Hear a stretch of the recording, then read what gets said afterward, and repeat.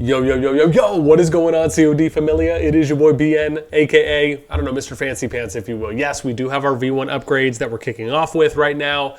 I got the green screen behind me. We got the new cam. I got a light behind that too as well. I ended up tinkering with some settings. I do got this boomstick arm. That is where the new mic is going to go. I believe it should be getting here on Tuesday, so the 4th of February. And then at least the V1 upgrade production overhaul will be all set. I'd love to know what you guys think about the new setup. I don't know if we'll be doing this picture. I know my face kind of looks like really big right now in this. So again, maybe we'll have to just zoom it out a little bit. I think it's all right, I guess, if you want me up close and personal, if you will. But let me know what you guys think. As always, if you enjoy the content, make sure you throw us up, because today we got a banger for you. Now, despite possibly not going to be showing any screenshots, and just because some of these storylines that I want to cover are from early January, the one we're going to talk about today was what went down between BTR and KoV. That was in that SOS 2-4022 KvK, where there was some final zone dragon reward disputes, and I had the opportunity to speak to members of leadership from a number of the participating alliances there, and I'm going to share with you the responses that I got from said people. Now, usually process for me is I go through messaging the lead, I'll message any officers or any Diplo representatives, right? So it's typically lead and like a few officers, so I'm going to share with you the responses, we'll talk about it, and then I got two more awesome storylines for you as well before we get to some of the stuff that has been happening over the past couple days here in early February, which we'll eventually catch up to, and then hopefully in the next storylines I should have some screenshots too as well. I did try to look for them, and I'm sure once this video comes out, someone's going to message me and be like, boss, I sent you a bunch of screenshots. I forgot to save them, to put them in, but I at least wanted to share the investigative work that I had done thus far to not have that all go to waste, because people did take the time to provide their POVs, and that's what I'm excited to share with you today. Okay, now we're going to end up going to Lefty is Bestie. Okay, starting with, as I said, this went down between the BTR and the KoV situation in the final zone. I'm going to read with you a number of alliances. So this is what the breakdown was. It was NN A2A versus KoV 14BS, and then there was BTR, MFS, WOW, and MVP with one, and LOP as a third party till Dragon. So that was one and LOP were kind of this third party independent group until Dragon, right? So it was NN, A2A, and then the group in the middle, and then it was one and LOP. They were like just kind of waiting until FZ. So let me read to you the NN POV first. They claimed that it was hard initially to find a good matchup. This was speaking to kind of the KvK team up phase, given multiple were presented, as some were new or low power. NN and A2A had been allies before. MFS didn't believe they would truly fight each other if on different teams. BTR, MFS, WOW, MVP, KoV, 14BS will fight us and give a way for one to reach Gate 7 to Dragon Zone to have a fair 3v3. No Gate 5 or 6 invasion of a 2v1 needed to not happen. So meaning that the 2v1 needed to not happen for there to be no Gate 5 or 6 invasion. But it did. Thus, we didn't even make it to do a 3v3. This is from the NN perspective, right? NN, A2A, and 1 should have lost the season, not going to deny that. KoV, and obviously I understand it's kind of difficult to really see how everything's going without me having a visual. This KvK is done already, so that's why I'm not showing you it off. So for those of you that were privy, if you were in this KvK, if you kept up, hopefully you at least enjoy hearing a little bit of the other end or behind the curtain. So we have KOVR5 reached out for assistance on Dragon Rewards and to stop the fighting. This while we pushed Zone 2, Zone 3 to cut off KoV from our Zone 2 Necro Hydra. KoV 14BS said, and I'll scroll up now a little bit, said they were promised Dragon for end of season, but was given to WOW, or WoW. BTR or MFS King said it was more of a joke or not a serious comment when they offered them Dragon Rewards, which I do remember seeing a screenshot about that. King didn't agree, and they were not promised to anyone. WoW was previous allies of BTR, and apparently was their turn for Dragon. Counter-offered many for, I think it was 4 of fights or foursome of fights. I'm not sure exactly. Probably a typo on my part. Of fights against KoV to determine who gets dragon. Oh, I see. So yeah, they wanted to do some kind of fort fight or something. KoV felt that they were deserving due to fighting nonstop and won their Zone 2. Meanwhile, WoW did not win Zone 2 or Zone 3. KoV also felt the initial messages of they could have dragon and were ultimately rescinded, meaning taken back, by one of the kings was not honorable. Seemed as the Necro and 1 to 2 Hydra KoV was given needed to be defended while WoW BTR members, BTR Behemoths did not. Felt that KoV just wanted a fair split of rewards and embers. So again, this is someone who's an NN kind of speaking towards the KoV BTR fallout. Now, let's hear what A2A has to say. Seems the situation is between KoV and WoW. Vital SS was photoshopped to stir the pot. Interesting. WoW R5 stepped down supposedly to being at fault for WoW KoV drama. Ended up losing Dragon, 3 Necros, and all Hydra. That's got to be rough.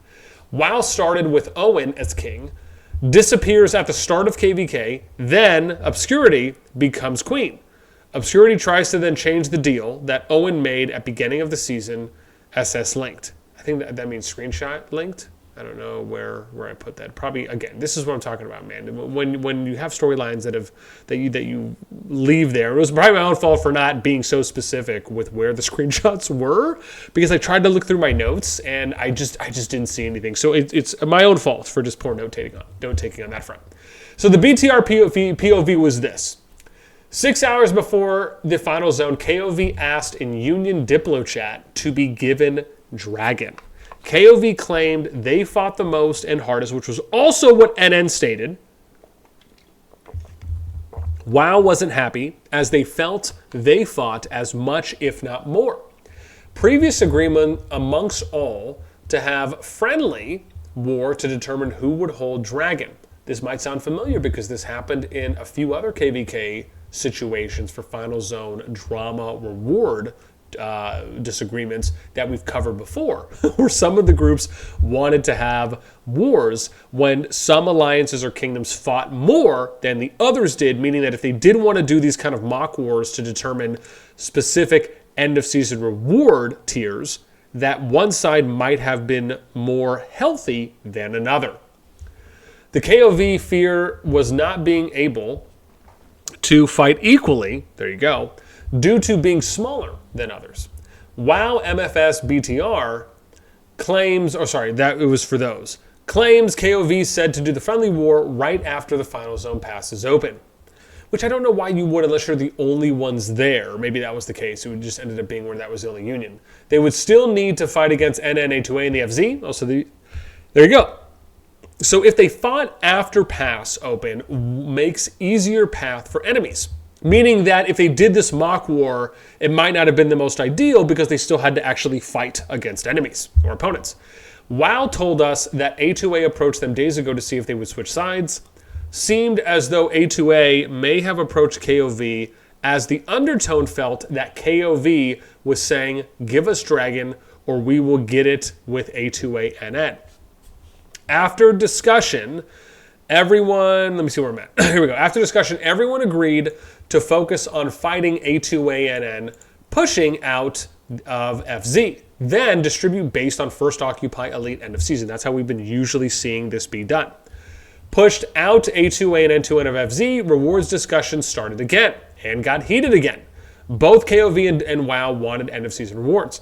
WoW offered friendly war again and KoV refused. This is the second time. MFS BTR decided on first occupation, kept pushing A2A and N, hoping to get Hydra and Necro for allies. KoV said saving troops for friendly war against WoW, stopped defending A2A Necro area. BTR and MFS had to walk far to defend it, while KoV healed apparently. NN did not rally KoV 14BS players after destroying the 14BS towers. In Diplo chat, they asked KoV their response. Their response was everyone was being paranoid, they would not switch sides. MFS BTR removed towers to make room for KoV 14BS WoW so they could build to have a friendly war. 3 hours after the deleted flags, towers, KoV attacked allies next to Dragon. A2A NN pushed them out of their Zone 3. 14BS stayed out for a while, but eventually joined KoV due to them being the same warband kingdom. KoV betrayed their union, intended to do so for a while, as leaked screenshots from their leadership proved it. Here's the MVP POV. Poor Diplo from the start of the season, focus on beating A2A NN, and then discuss rewards afterwards. NN saw a loophole, planted seed DMing KoV. If NN A2A protect Necro at all costs, no rewards for KoV. KoV then stated they need Dragon instead of risking Necro attack in NN AA land. WoW BTS did not like this. MVP advised WoW if KoV could not secure the Necro, we could give them Dragon end of season rewards. But WoW did not want to. Felt WoW asking for friendly war with KoV was basically telling KoV to give up thoughts of Dragon due to them feeling they would win. And this is interesting because this is a different perspective, saying that this person feels that they felt that WoW asking for that was kind of all but almost securing a W, or at least having an advantage going in. KoV took only option left to them, betray and join enemies to get Dragon in a season. I mean, from this perspective, I can kind of understand that, where it's like if you feel like there's no way out and the other side, which is your side, and they're just not budging on how to distribute and share rewards, and that's, again, from everyone involved, and you feel like you are deserving and the other side feels like they're deserving. My thing is this: before you potentially betray anything, why don't you flip a coin? Why don't you get on like some random number generator or random dice roll site and just do it? Whoever gets it, gets it. That is one way. However, that sometimes can be easier said than done. So we have WoW had peace treaty, right? So we had, I think this is the last part too. Yeah, this is the very last one. So WoW had a peace treaty with one LOPV. Whoever win friendly war will hold Necro and not touch their Hydra. MFS did long march to assist MVP WoW past 6, got greedy and took one Hydra. WoW did not step in to protect one Hydra as they promised. One LOPV got angry and joined A2A, NN, KoV, 14BS. In the end, poor diplomacy crushed this KvK and our union.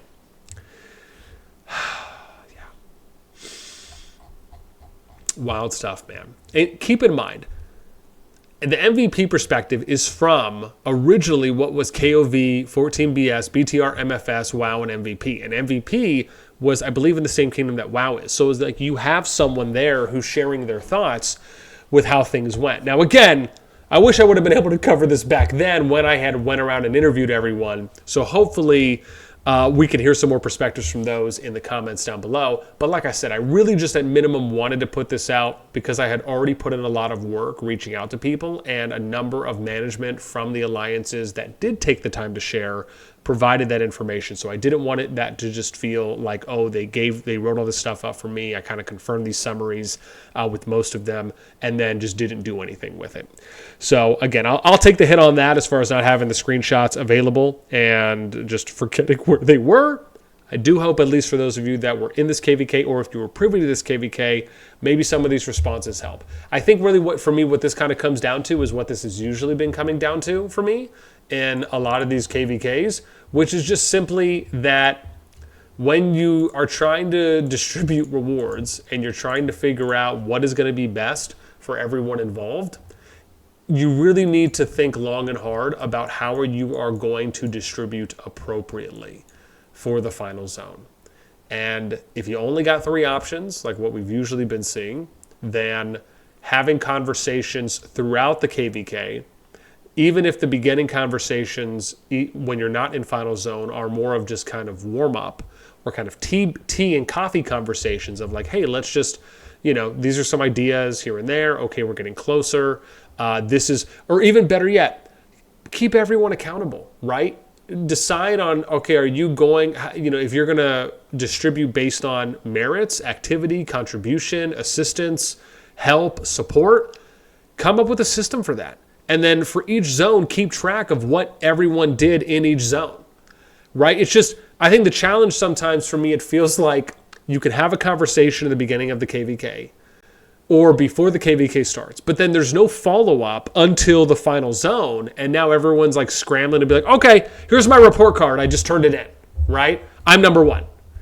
And it almost to me feels like it would be so much easier if you have those conversations in each zone as more, and I'm not saying it needs to be a full-blown conversation, but more so saying like, hey, here's an update on what before the next zone opens, or maybe right before the next zone opens, you say, well, this is what we did in zone 2.